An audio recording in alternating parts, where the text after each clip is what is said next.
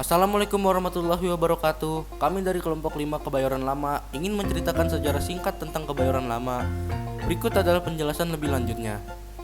Jakarta merupakan ibu kota dan kota terbesar di Indonesia. Terdapat 6 bagian di Jakarta, yaitu Jakarta Pusat, Jakarta Selatan, Jakarta Utara, Jakarta Barat, Jakarta Timur, dan Kepulauan Seribu. Kebayoran Lama terletak di kawasan Jakarta Selatan. Nama Kebayoran diambil dari kata bahasa Betawi yakni kebayuran, di mana kata ini merupakan arti dari tempat penimbunan kayu bayur yang artinya tempat penimbunan kayu bayur, bayor, atau wadang dengan bahasa Latin Cerospermum javanicum. Kayu bayur tersebut dianggap sangat baik karena kuat dan tahan terhadap serangan rayap. Kecamatan Kebayoran Lama merupakan wilayah paling barat dari Kota Madia, Jakarta Selatan. Namun, semenjak dimekarkan menjadi 2 kecamatan baru, Kebayoran Lama dan Pesanggerahan pada tahun 1990-an sebagai wilayah Kelurahan Kebayoran Lama masuk ke dalam wilayah Pesanggerahan yang merupakan wilayah terbarat dari kota Jakarta Selatan. Berikut adalah salah satu tempat terkenal di Kebayoran Lama, yaitu adalah Taman Pemakaman Umum Tanah Kusir. Taman Pemakaman Umum Tanah Kusir adalah tempat pemakaman di Kebayoran Lama, Jakarta. Banyak tokoh terkemuka yang dimakamkan di pemakaman ini. Bahkan proyeksi dalam perfilman dan sinetron juga dilakukan di tempat ini. Berikut adalah 3 contoh daftar tokoh yang dimakamkan di Tanah Kusir. Yang pertama ada Abdurrahman Waswedan, Ahmad Tirto Sudiro, Adiguna Sutowoks, dan lain-lainnya. Saksi bisu era Orde Baru. Selain menjadi area bersejarah, Kebayoran Lama juga menjadi saksi bisu era pemerintah Orde Baru, khususnya di area yang dinamakan Gang Buntu. Pasalnya, lokasi ini menjadi area berdarah untuk para aktivis pada tahun 1967 hingga 1968. Saat ini sudah tidak terlihat lagi bentuknya, tapi ketika masa Orde Baru di Gang Buntu terdapat bangunan yang digunakan sebagai penjara. Bangunan ini juga dikenal sebagai lokasi penyiksaan orang-orang yang dibawa masuk ke sana oleh pihak berwajib pada saat itu. Sarana ibadah. Sarana ibadah umum di kawasan ini terdiri dari masjid, gereja, dan vihara, seperti Masjid Jami Muya Sarin, Masjid Anur, Masjid Raya Pondok Indah, Masjid Jami An-Nizam, Masjid As-Sakinah, dan Gereja HKBK Kebayoran Lama, Gereja Kristus Kebayoran Lama, dan Klenteng Biohok Tenceng. Mungkin sebagian besar penduduk Jakarta Selatan, pengguna kendaraan umum telah mendengar nama CSW. Bagi penduduk di wilayah Jakarta Selatan, akan selalu berpikiran bahwasannya CSW adalah sekedar sebuah perempatan jalan raya besar, salah satu akses menuju Terminal Blok M. Di perempatan itu terletak bangunan-bangunan pemerintahan seperti Gedung Kejaksaan Republik Indonesia, Sekretariat ASEAN, Gedung Perum Percetakan Uang RI, serta lain-lainnya. Hanya segelintir orang yang mengetahui bahwa CSW merupakan singkatan dari bahasa Belanda, yaitu Centraal Stichting Wederopbouw atau Pusat Yayasan Rekonstruksi. Lembaga tersebut didirikan terkait dengan pembangunan kota baru di Kebayoran pada sekitar tahun 1948. Perkembangan politik pada sekitar tahun 1949 yaitu adanya pengakuan kedaulatan dari pemerintah Belanda ke tangan Indonesia menyebabkan perubahan dalam tubuh lembaga yang mengurus pembangunan kota baru Kebayoran dari CSW atau Centraal Stichting Wederopbouw ke PCK atau Pembangunan Khusus Kebayoran.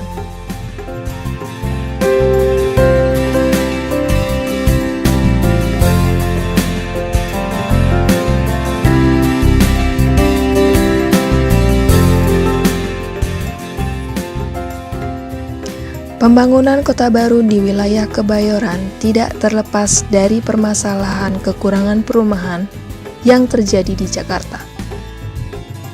Pertambahan penduduk di kota Jakarta tidak diimbangi dengan sarana perumahan, menyebabkan pemerintah pada saat itu merencanakan pembangunan kota baru di luar pusat kota.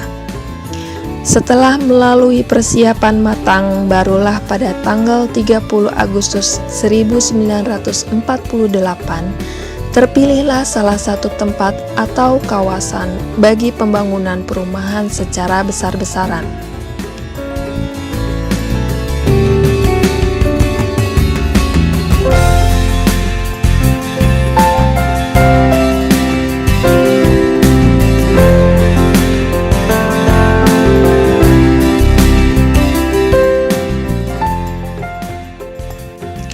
Kebayoran yang berada pada bagian selatan Jakarta dipilih sebagai kota baru selain mempunyai persyaratan tidak jauh dari pusat kota Jakarta, kelayakan serta kota satelit terpenuhi, juga berudara lebih sejuk. Konsep pemukiman di Kota Baru Kebayoran merupakan adaptasi kota taman bergaya Eropa atau Belanda dalam iklim tropis, sehingga sering pula disebut sebagai kota taman tropis. Konsep pemukiman tersebut digagas oleh seorang arsitek bangsa sendiri, yaitu Insinyur Muhammad Susilo.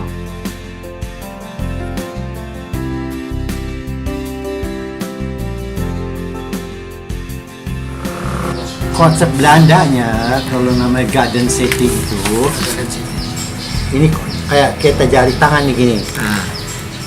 Ini nih, gini. Bukan ini gini. Ya.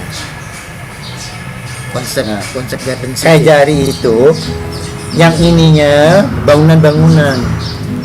Tapi yang kosong-kosong sini, ini hijau, ini hijau, ini hijau, ini hijau, gitu. Di Denmark sekarang pun begitu kelihatan.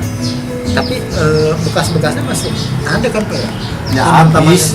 Taman-taman kayak Laksa. Ya itu kan taman-tamannya sebagai yang kota kecil-kecil, yang taman kecil-kecil yang namanya plansun itu namanya biasa zaman Belanda. Ini jalan, ya, ini jalan. Ini ada tanah segini ini. Ya sekarang mah dulu namanya, sekarang bahasa Inggrisnya ini teori namanya pocket park. Pocket park itu taman kantong. Taman-taman kecil, pocket itu kantong, ini pocket park jadi pocket kan kantong bahasa Belanda, bahasa Inggris pocket. Park itu kan kayak PRK nih, jadi ini juga taman namanya, tapi plans atau bahasa Belandanya plansun, antara jalan-jalan yang lebar nih ditamanin, lebar dari pojokan buat sempit ditamanin kayak di Jalan Sukabumi kayak di Jalan Kerinci kayak itu, makanya jadi kota taman. Bayoran itu jangan sebagai kota taman yang agak beda dengan Menteng.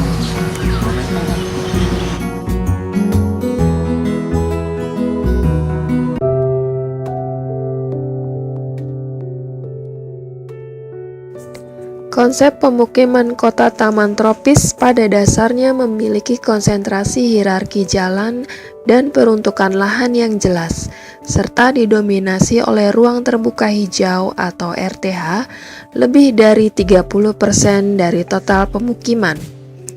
Selain itu, sistem jaringan ruang terbuka hijau memiliki struktur dan fungsi sendiri-sendiri.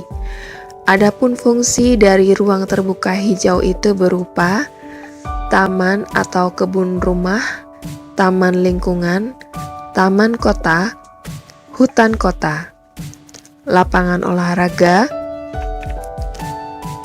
taman makam, daerah tangkapan air atau situ atau waduk atau danau.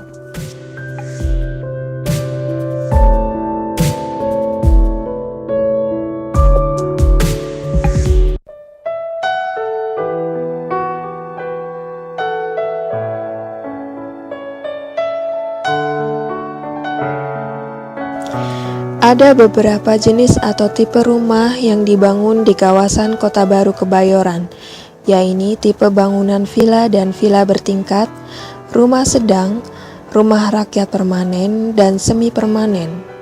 Selain bangunan permukiman, dibangun pula toko besar dan sedang, serta persediaan untuk gedung-gedung khusus.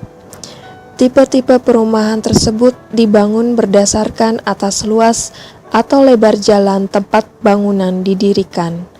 Semakin luas atau lebar jalan, semakin besar bangunan yang terletak di tepi jalan tersebut.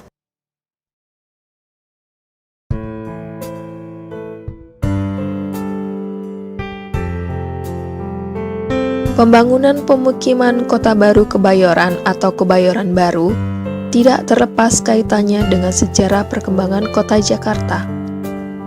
Sebagai ibu kota negara, Jakarta selain menjadi pusat pemerintahan, juga sebagai pusat perekonomian yang memunculkan gelombang urbanisasi orang dari daerah.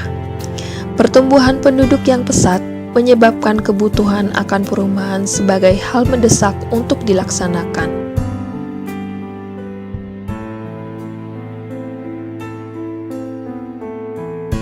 Perkembangan kawasan selanjutnya menyebabkan adanya perubahan peruntukan lahan.